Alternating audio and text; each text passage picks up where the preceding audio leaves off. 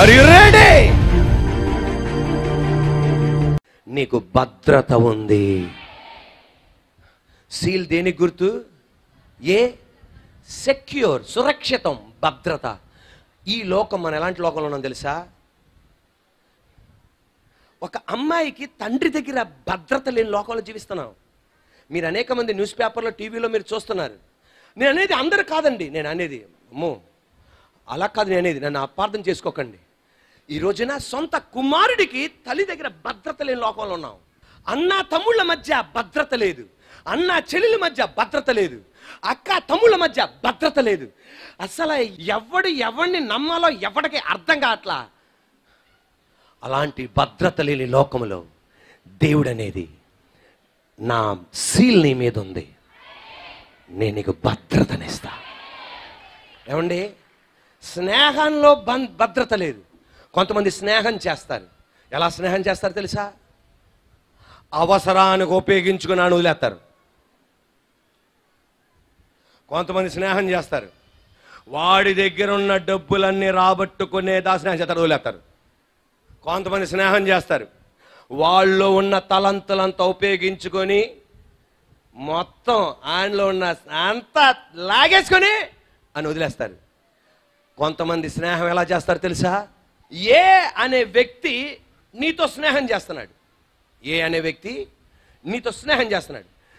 నీకు తెలుసు, ఏ అనే వ్యక్తితో నువ్వు స్నేహం చేస్తే అభివృద్ధి పొందుతావు, ఉన్నత స్థానానికి వస్తావు, నీ జీవితం దీంపబడుతుందని అని ఎవరికి తెలుసు?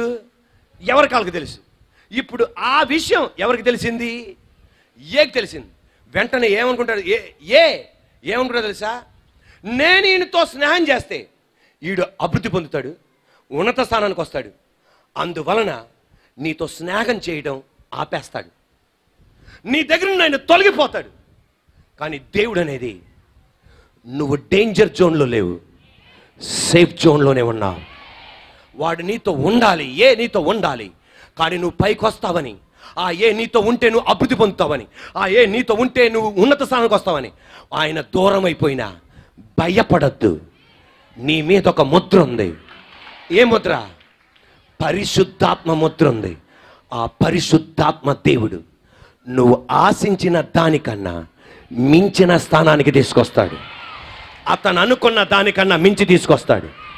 కానీ ఆ అనే వ్యక్తి దేవుడు నిన్ను హెచ్చించిన స్థానానికి నిన్ను తీసుకెళ్ళగా, నిన్ను తీసుకెళ్ళగా, నిన్ను హెచ్చింపబడిన స్థానాన్ని తీసుకెళ్ళగా, అనే వ్యక్తి తన ముఖాన్ని నీకు చూపెట్టుకోలేడు.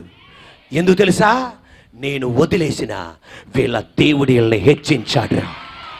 ఎవరితోనో పరిశుద్ధాత్మ దేవుడు స్పష్టంగా నీ గుండెలతో ఆయన డైరెక్ట్గా మాట్లాడుతున్నాడు. ఆయన హల్లెలూయా, ప్రైజ్ ది లార్డ్. యోసేపు తన అన్నయ్యలు గుర్తెరిగారు. మేము గనక తమ్ముడితో ఉంటే వాడు ఆశించిన స్వప్నం జరిగిద్ది, మేము తప్పుకుంటే జరగదు అని వాళ్ళు తప్పుకున్నారు. కానీ యోసేపు అనుకున్నాడు, ఏంటి దేవా మా అన్నయ్యలు ఎలా చేశారు? దేవుడు అన్నాడు, వాళ్ళు నువ్వు డేంజర్ జోన్లో ఉన్నావు అనుకుంటున్నారు, కానీ నువ్వు డేంజర్ జోన్లో లేవు, సేఫ్ జోన్లో ఉన్నావు. నా ఆత్మ నీతో ఉంది, నువ్వు భయపడకు, నువ్వు ఆశించిన దానికన్నా మించిన స్థాయికి తీసుకెళ్తా. ఇప్పుడు ఆమెననాలి, అన్నయ్యలు ఆశించిన దానికన్నా మించిన స్థాయికి తీసుకెళ్లారు. ఉండండి, ఇప్పుడు ఆమెననాలి, వాళ్ళ ముఖాన్ని, ఎవరి ముఖాన్ని? అన్నయ్యలు వాళ్ళ ముఖాన్ని తమ్ముడికి డైరెక్ట్గా ఏ రోజు కూడా చూపెట్టుకోవాలా. తల ఉంచుకొని బతకాల్సి వచ్చింది. మేము వదిలేసిన దేవుడిని వదిలిపెట్టలేదురా. Praise the lord. ఈరోజు యేసయ్య కృపలను ఇలా ఉండటం, నేను యేసయ్య కృపలను ఇలా ఉండటం, యేసయ్య కృపలను ఇలా ఉండగలిగాను. యేసయ్య కృపలను నిలబడుతున్నాను, యేసయ్య కృపలను నిలబడుతున్నాను, యేసయ్య కృపలను నిలబడుతున్నాను, యేసయ్య కృపలను నిలబడుతున్నాను. మీకందరికీ తెలుసు, ఎల్కేజీ నుండి డిగ్రీ వరకు నాది పూలమాలలాగా మార్కులు వస్తాయని. ఎలాగొచ్చినాయి? పూలమాలలాగా మార్కులు వచ్చినాయి. మా అమ్మ తన బంధువుని ఆశించింది. ఏంటి తెలుసా? ఆ వ్యక్తి నన్ను ఉన్నత స్థానం తీసుకురాగలనని నాకు తెలుసు. నా బంధువు నన్ను ఉన్నత స్థానం తీసుకురాగలడని, నా బంధువు నన్ను హెచ్చింపగలడని. కానీ నా డిగ్రీ అయిపోగానే మా బంధువు మాకు ఫోన్ చేయటం మానేశాడు, మాతో పలకరించడం మానేశాడు, మా ఇంటికి రావటం మానేశాడు, మేము వాళ్ళ ఇంటికి వస్తామనగా మేము లేవనటం మానేశారు. ఎందుకు తెలుసా? వాళ్ళకి అర్థమైంది, నా బంధువుకి అర్థమైంది, ఆయన మాతో ఉంటే హెచ్చింపబడతామని. మా అమ్మ ఏడ్చింది, నాకు తెలియదు ఆ బాధ అంతా. మా అమ్మ ఏడ్చింది. నా దేవుడు అన్నాడు, నీ కుమారుడి మీద పరిశుద్ధాత్మ సీల్ ఉంది, మీరు డేంజర్ జోన్లో లేరు, సేఫ్ జోన్లో మీరున్నారు. నిజంగా చెప్తున్నాను, ఆయన ఆశించిన దానికన్నా, బంధువు ఆశించిన దానికన్నా కొన్ని కోట్ల రెట్లు పైకి దేవుడెత్తాడు.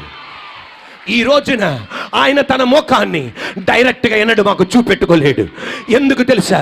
మేము వదిలేసిన వీళ్ళ దేవుడు వీళ్ళని విడిచిపెట్టలేదురా ప్రభు.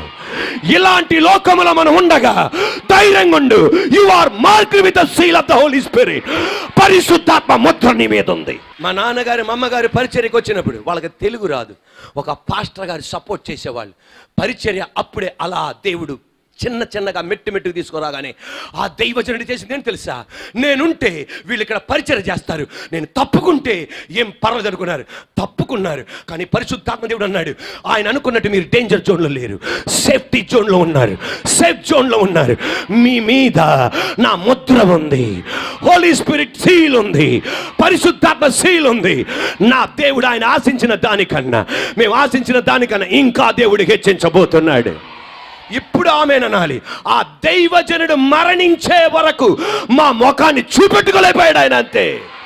ఈ పగటి వేళ చప్పట్లు కొడుతుండగా నజరేయుడైన యేసు నామములో దేర్ ఇస్ సెక్యూర్, సురక్షితం నీకుంది, భద్రత నీకుంది. Fear not. Hallelujah, hallelujah. నీ మీద ఏముంది? సీల్ అనండి గట్టిగా. ఆ సీల్ నీకు కనబడట్లా, దెయ్యం గడికి బాగా కనబడుతుంది, సాతాను గడికి బాగా కనబడుతుంది. ఏమండి, కొంతమంది స్నేహం చేస్తారు భార్యాభర్తలు, అంటే వాళ్ళ స్నేహం కాదు, దానికి మించింది అర్థం అవడానికి. కొంతమంది భర్తలు భార్యతో ఎలా ఉంటారో తెలుసా? అందరు కాదు, నా మీద రాకండి. మళ్ళా కొంతమంది భర్తలు ఉంటారు, భార్యతో ఎలాగ సంబంధం కలిగి ఉంటారో తెలుసా? నా భార్య ఎప్పుడు పొరపాటు చేస్తుందో, ఇక్కడి నుండి ఎదరకు అలా చూస్తుందా, ఇలా చూస్తుందా, ఇలా చూస్తుందా, అబ్బాయితో మాట్లాడుతుందా, వెంటనే పొరపాటు దొరికింది, నాకొద్దు, నేను పరిశుద్ధుని, విడాకులు అనుకునే రకమైన భర్తలు ఉంటారు. ఎప్పుడు భార్యలో పొరపాటు దొరికిద్దా, నేను భక్తుణ్ణి, నా భార్య అలా చేసింది కనుక నాకొద్దు. ఏమండి, ఎలా నీ భార్య నీతో ఉంటుందండి? ఎలాగుంటుంది నీ భార్య? ఎలాగుంటుంది? ఒకవేళ అది వాస్తవం అనుకో, ఆమెకు చెప్పి అర్థం చెప్పించు, నాకు ఇష్టం లేదు ఇలా చేయడం అని. అంతేగాని ప్రతి చిన్నదానికి పొరపాటు చూస్తే ఇక ఏం చేస్తాం? భార్యనే ఆమె కిటికీ నుండి బయట చూడపోతే ఇక లోనే 4 గోడలు ఉండాలనుకుంటే ఎందుకండి? కొంతమంది భర్తలు అలాగుంటారు, ఎప్పుడు భార్యలో పొరపాటు దొరికిద్దా అప్పుడు విడిచిపెట్టేద్దామని. కొంతమంది భార్యలు ఉంటారు, ఎప్పుడు భర్తలో పొరపాటు దొరికిద్దా, అమ్మా వచ్చేస్తున్నాడు, ఇదిగా నీతోనే ఉంటా.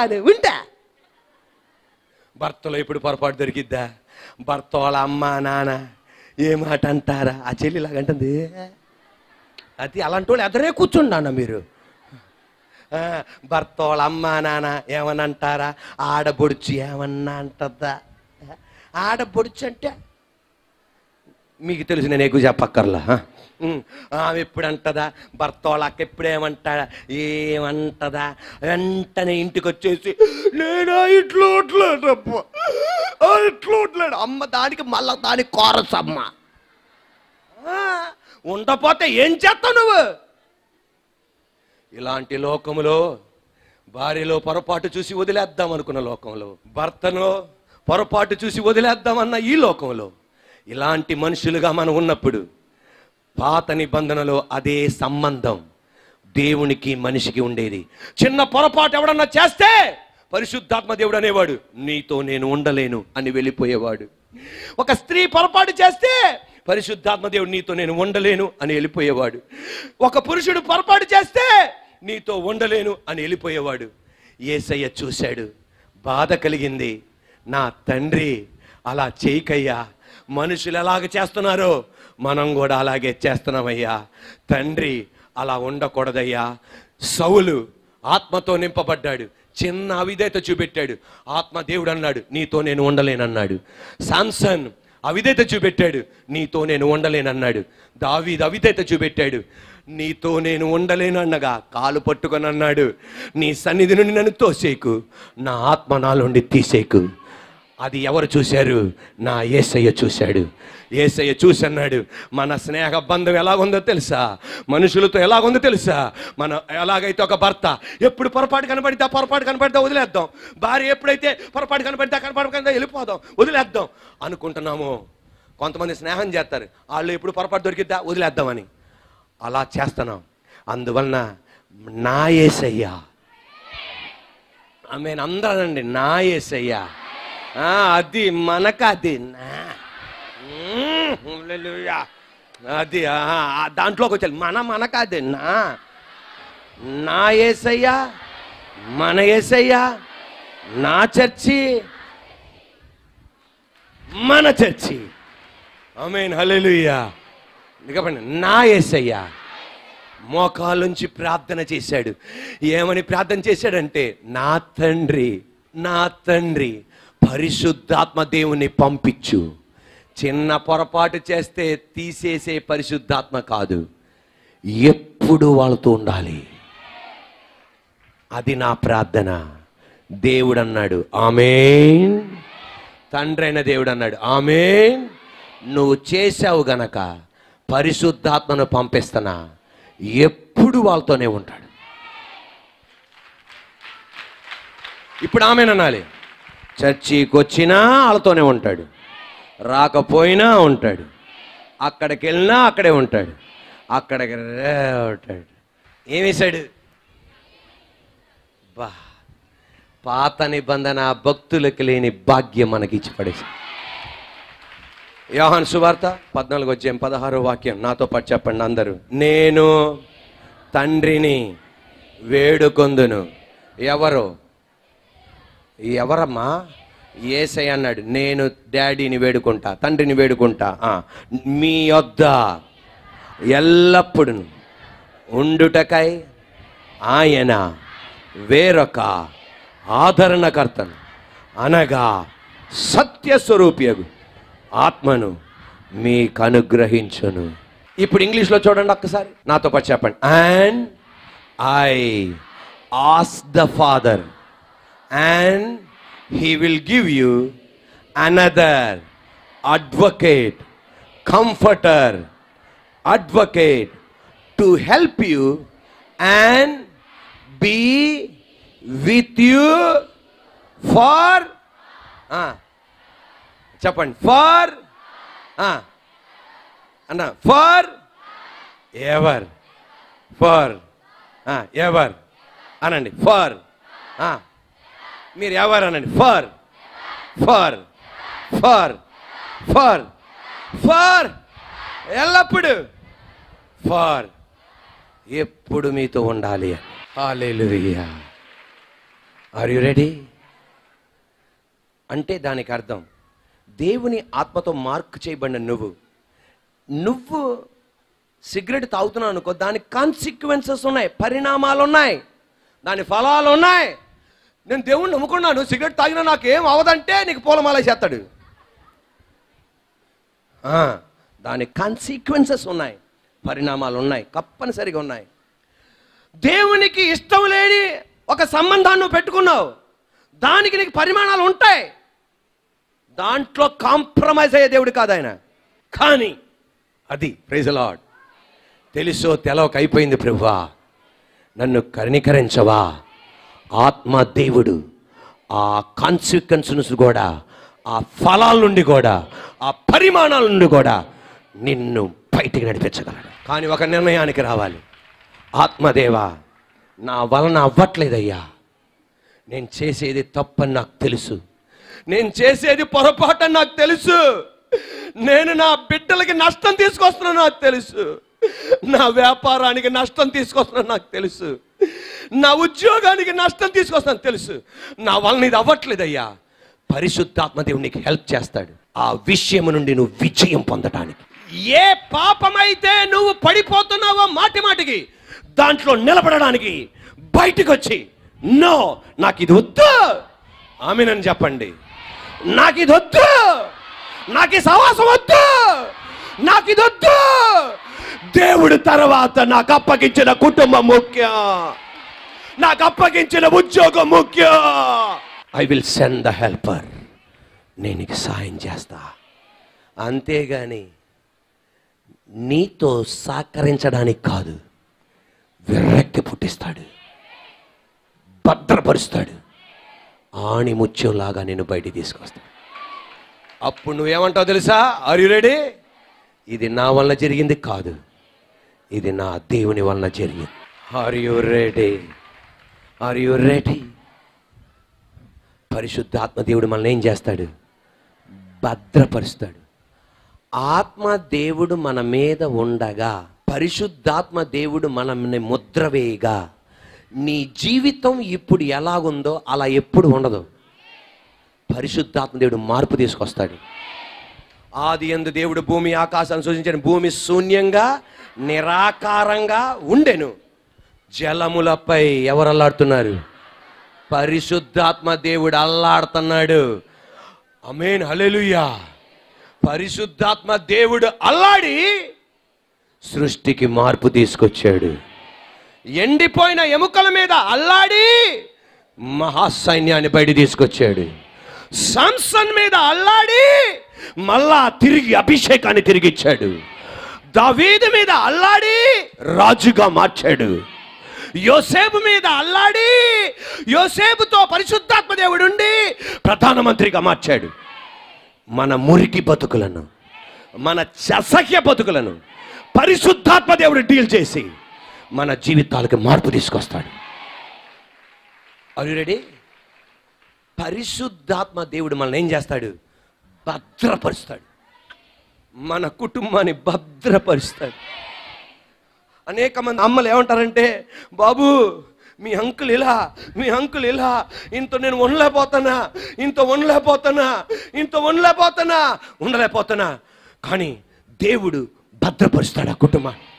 చాలా మంది పురుషులు అంటారు, ఆమెతో నేను ఉండలేకపోతున్నా, ఆమెతో ఏగలేకపోతున్నా, పిల్లల్ని పట్టించుకోదు, నన్ను పట్టించుకోదు, ఆమె జీవితం ఏంటో ఆమెకి అర్థం కాదు, వాళ్ళ కుటుంబం అంతా చూడు ఎలాగుంటుందో, అలాగుంటుంది మా జీవితం అని కొంతమంది వచ్చి బాధపడుతూ ఉంటారు.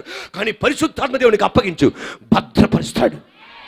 ఆ కుటుంబాన్ని పాడు చేయనివ్వడు, ఆ వ్యక్తులను పాడు చేయనివ్వడు. నజరేయుడైన యేసునామములో ఇక్కడ ఉన్న అమ్మ నాన్నలతో విడిపోకండి. ఆమేన్. విడిపోకండి. ఏదో ఇబ్బంది వచ్చింది, విడిపోకండి. దేవుని ఆత్మకు అప్పగించండి. మీ పిల్లల్ని మళ్ళా తిరిగి కడతాడు.